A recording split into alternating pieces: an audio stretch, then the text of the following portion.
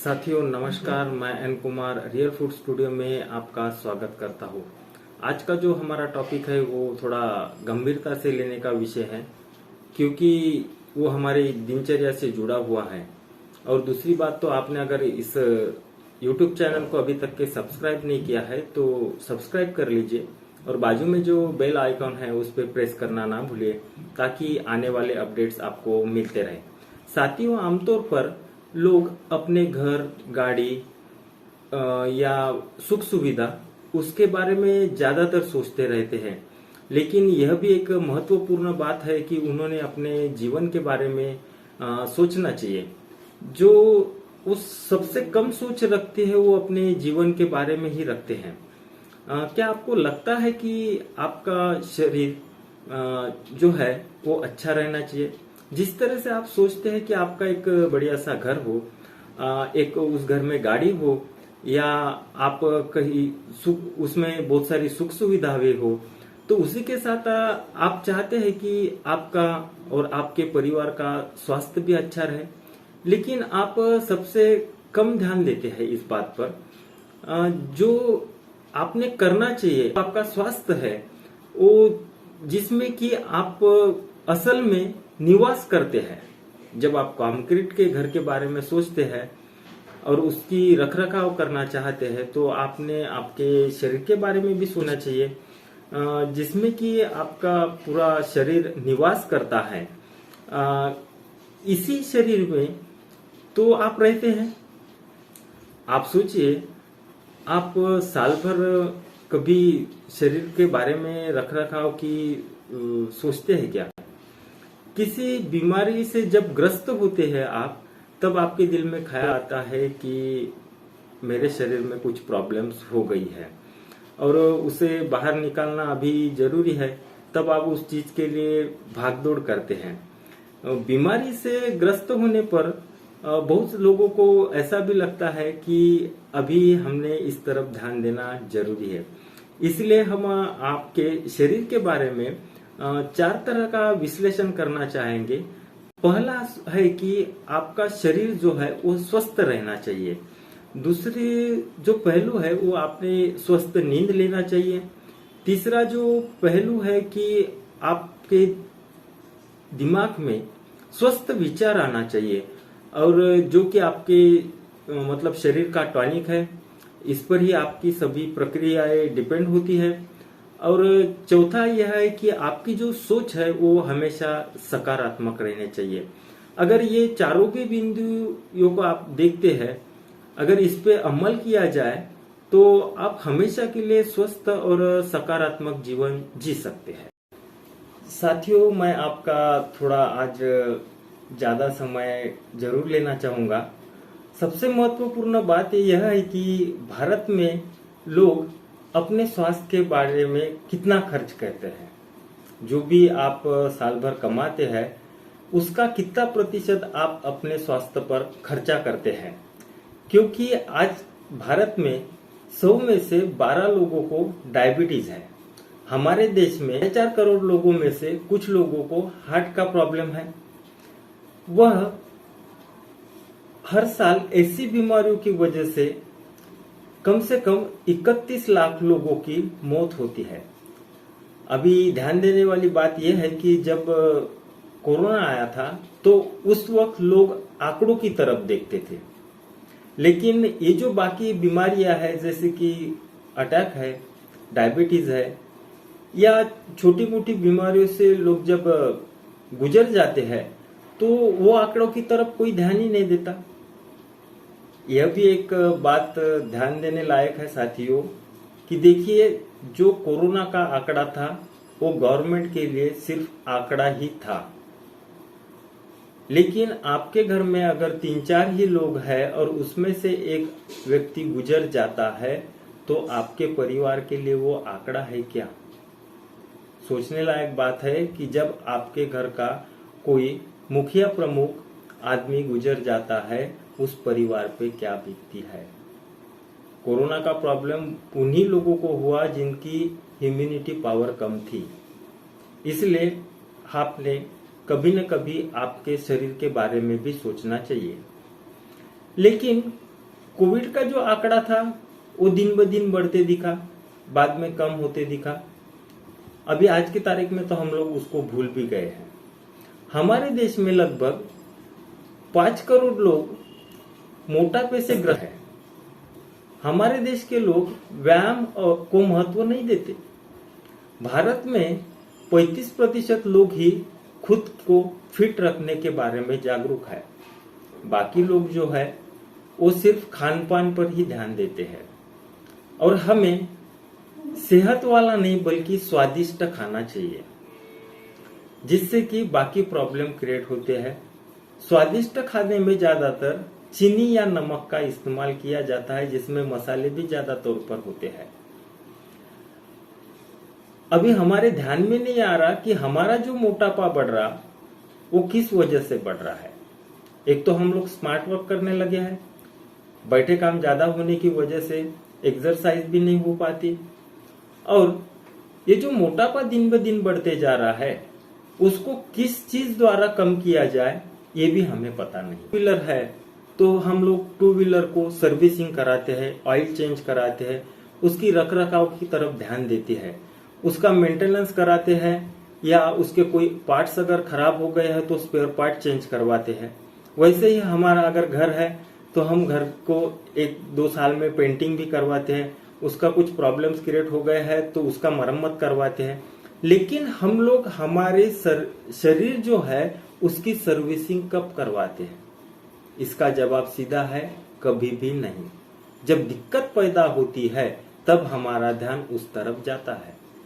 लेकिन आपको नहीं लगता कि हमने भी शरीर की सर्विसिंग करवानी चाहिए, ताकि जो ब्लड सर्कुलेशन है वो पूरी मात्रा में सक्रिय हो जाए, जिस बदौलत हम लोग चलना फिरना या शारीरिक जो भी कामकाज करते हैं वो पूरा ब्लड सर्कुलेशन पे ही डिपेंड है। अगर ब्लड सर्कुलेशन बराबर होते रहा तो आप एनर्जेटिक रह सकते हैं। वैसे देखा जाए तो मूल रूप से आपको जो पहला आपका निवास स्थान है वो आपका घर मकान न होके आपका शरीर है। आपने आपके शरीर की तरफ पूरा ध्यान देना चाहिए। जो कंक्रीट वाला घर है या मकान है उसको बाद में भी मेंटेन किए तो चलेगा, लेकिन स्वस्थ रहने की सलाह यह है कि साल भर में आपने एक बार तो भी कम से कम चेकअप करना चाहिए, ताकि आपके बढ़ते हुए उम्र के साथ आपको कोई प्रॉब्लम तो क्रिएट हो नहीं रहे इसका पता चले। दूसरी सलाह यह है कि आपने आपका मस्तिष्क और मन जो है वो भी स्वस्थ रखना चाहिए, क्योंकि आपका जो माइंड है वो रिमोट कंट्रोल की तरह काम करता है। अगर रिमोट कंट्रोल को कमांड दी जाए, अगर वो रिमोट कंट्रोल को कमांड देने के बाद वो अगर काम बराबर करता नहीं है तो उसी तरह से हमें भी शारीरिक कुछ व्याधियां निर्माण हो सकती है। इसके लिए आपका जो मस्तिष्क है या मन है वो भी स्वस्थ रहना जरूरी है। साथियों, इसके लिए आपने रोज नियमित रूप से कम 25 से 30 मिनट व्यायाम करना चाहिए, तभी तो आपका जो शारीरिक और मानसिक स्वस्थ रहेगा। क्योंकि आप अगर एक्सरसाइज नहीं करते हैं तो आप बैठे बैठे काम करते हैं तो मोटापा भी बढ़ेगा, साथ ही साथ आप जो एनर्जेटिक फील करने वाले हो वो भी नहीं कर सकते। इसलिए कम से कम नियमित 25 से 30 मिनट व्यायाम करिए, ताकि आपका जो माइंड है वो फ्री रह सके। इसके लिए और एक बात करनी चाहिए आपने कि जो खाना है वो स्वस्थ खाना चाहिए। हम लोग स्वादिष्ट खाना खाते हैं लेकिन वो स्वस्थ नहीं होता। दरअसल हम अगर स्वस्थ खाना खाते हैं तो भी हमारी सेहत अच्छी रहती है, क्योंकि हम लोग पेट्रोल की गाड़ी में पेट्रोल डलवाते हैं, डीजल की गाड़ी में डीजल डलवाते हैं। हम अगर उसमें मिलावटी ईंधन डालने लगे तो शायद ही वो गाड़ी चलेगी या नहीं चलेगी। आप भी सोच सकते हो कि मिलावटी अगर कोई चीज उसमें डाल दी जाए तो गाड़ी कब तक के चलेगी। इसी तरह से हम लोग जो मिलावटी खाना खाते हैं या फास्ट फूड खाते हैं तो उसी वजह से जो हमारे शरीर में मिलावटी पदार्थ जा रहे हैं इसी वजह से हमारा स्वास्थ्य खराब हो रहा है। साथियों, एक बात अवश्य बताना चाहूंगा, वैसे तो देखा जाए तो जो भारत का खाना है सभी देशों में श्रेष्ठ है, क्योंकि उसमें दाल चावल रोटी सलाद और दही वगैरह होता है। तो ये जो खाना है वो पूरी तरह से पौष्टिक है। लेकिन हम लोग आजकल वो पौष्टिक खाना छोड़कर जो फास्ट फूड है उसके पीछे भाग रहे। इसलिए जो मिलावटी खाना हमारे शरीर में जा रहा है उससे प्रॉब्लम क्रिएट हो रहा है। ज्यादा चीनी या ज्यादा नमक खाने से ये प्रॉब्लम क्रिएट होते हैं, इस पर ध्यान दीजिए। हम जो ये फास्ट फूड वाला खाना खाते हैं, एक तो इसकी हमें आदत हो चुकी है और ये आदत हम लोग हटाने के लिए तैयार नहीं है। अभी ये आदत लगने के पीछे एक और वजह है कि जो बड़ी बड़ी कंपनियां हैं उन्होंने वो पैकेजिंग में या प्रोडक्ट जो है कुछ टेट्रा पैक्स में या प्लास्टिक पैकिंग में जो आते हैं, इसी वजह से हमको ये फास्ट फूड की आदत लग गई है। आप अगर सोचते हैं तो एक मीडियम साइज का अगर पिज्जा का प्राइस देखते हैं और 1 किलो सेब का अगर प्राइस दिखता सोचते हैं आप, तो करीबन सरी का ही होगा। लेकिन आप लोगों को वो सेब से वो पिज्जा बेस्ट लगता है खाने में, क्योंकि हम स्वादिष्ट चाहते हैं। आप अगर उसके बजाय अगर 1 किलो सेब खाएं तो उससे आपको जो चाहिए विटामिन वगैरह, मिनरल्स वगैरह, वो सब मिल सकते हैं। वैसे अगर हम हमारे इंडियन थाली की अगर बात करते हैं तो उसमें जो भोजन होता है उसमें प्रोटीन और कार्बोहाइड्रेट वगैरह मिलते हैं, जो कि पिज्जा में, बर्गर में नहीं मिलता। लेकिन हम हमारी आदत चेंज करने के लिए तैयार नहीं है, क्योंकि हम लोग सोचते हैं कि जितना मतलब स्वास्थ्य तो बिगड़ता है वह बहुत ही सस्ता है स्वास्थ्य बिगाड़ना, और स्वास्थ्य को अच्छा रखना या पौष्टिक आहार देना हमको महंगा लगता है। इसलिए हम लोग फास्ट फूड की तरफ डाइवर्ट होते हैं। साथियों, आपने सुना होगा पुराने लोगों से कि जो खाने का स्वाद था या पौष्टिकताएं थी वो उनके जमाने में थी। बात उनकी भी सही है। आज जो हम लोग अनाज खा रहे हैं उसमें मिलावटी या केमिकल युक्त है। इसी वजह से जो हमारे शरीर में प्रॉब्लम्स क्रिएट हो रहे हैं वो उस केमिकल के वजह से हो रहे हैं। अभी पुराने लोगों की बात छोड़े तो वो लोग उनके जो खेत में अनाज उगता था वही खाते थे, इसलिए वो दीर्घायुष्य जीते थे। मतलब उनकी उम्र जो थी वो लंबी थी। आज के तारीख में हम भी लंबा जी सकते हैं, लेकिन उसके लिए प्रॉब्लम यह है कि हमारे दवाइयों के सहारा ही हमें जिंदा रहना पड़ेगा। हमारे पास टेक्नोलॉजी है, दवाइयाँ है, जो को भी नई नई जो भी एक्टिविटीज आई है वो सभी लागू है। लेकिन हम जी तो सकते हैं लंबे समय तक के, लेकिन मशीनों द्वारा, टेक्नोलॉजी द्वारा, दवाइयों के द्वारा। हम अगर चाहता है कि पौष्टिक आहार खाए और लंबा जिए तो वो आज की तारीख में मुश्किल ही हो रहा है। एक तो आप लोग स्वस्थ रहने की तरफ ध्यान नहीं दे रहे, दूसरी बात तो आप पौष्टिक खाना नहीं खा रहे, और तीसरी बात तो आप दवाइयों से ज्यादा जुड़े हो, इसलिए भी आपकी जो आयु है वो कम होते जा रही है। आप लंबे भले ही जी लेंगे लेकिन स्वस्थ नहीं जी सकते। आज के तारीख में अगर आपको स्वस्थ रहने की इच्छा है या आप रहना चाहते हैं तो आपके पास एक ही फॉर्मेट है। आपने 80-20 का जो फॉर्मूला है वो इम्प्लीमेंटेशन करना चाहिए। मतलब 100% में से आपने 20% व्यायाम करना चाहिए, एक्सरसाइज, और जो 80% है उसमें आपने पौष्टिक आहार लेना चाहिए। अगर आपको शुद्ध सात्विक आहार अगर मिलता है तो बहुत ही अच्छा है। वो शुद्ध सात्विक आहार यह होता है कि उसमें जो शुगर का जो एक प्रमाण होता है वो कम होता है। मतलब उसका जो ग्लाइकोसाइमिक इंडेक्स होता है वो लो होता है, और उसमें जो न्यूट्रिशन होता है वो हाई होता है।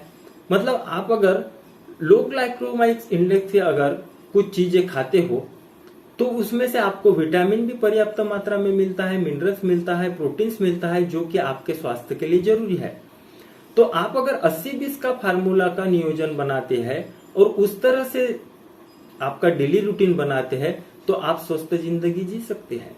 ये 80-20 के फार्मूले के साथ साथ आपने एक चीज और इम्प्लीमेंट करना है कि आपको अगर ऐसा लगता है कि मेरा आने वाला हर दिन खुशियों से भरा हो, तो आपने रोज खुद को कहीं ना कहीं बिजी रखना है।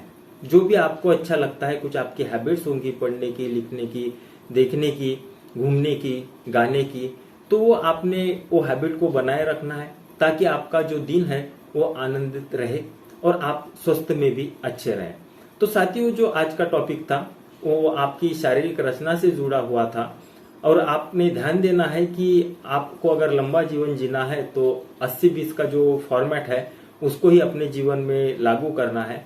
पुरानी अगर आदतें हैं तो आपको वो बाहर निकाल फेंकनी है, क्योंकि अगर आप पुरानी आदतों से पकड़े रहेंगे तो फिर नई जिंदगी का आस्वाद नहीं ले पाएंगे।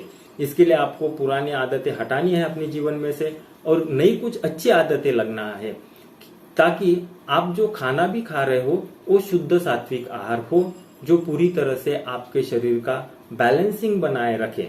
तो साथियों, ये जो आज का टॉपिक था वो शारीरिक रचना से जुड़ा हुआ था। आने वाले दिनों में इससे भी और एक टॉपिक जुड़ते जाएंगे।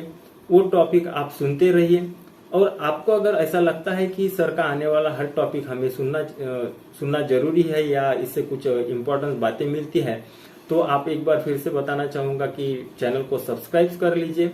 और इससे जुड़ी अगर आपको ये पौष्टिक आहार वगैरह क्या है इसके बारे में अगर जानकारी चाहिए तो मैंने मेरा कॉन्टैक्ट नंबर दिया है, उस कॉन्टैक्ट नंबर पर संपर्क करिए।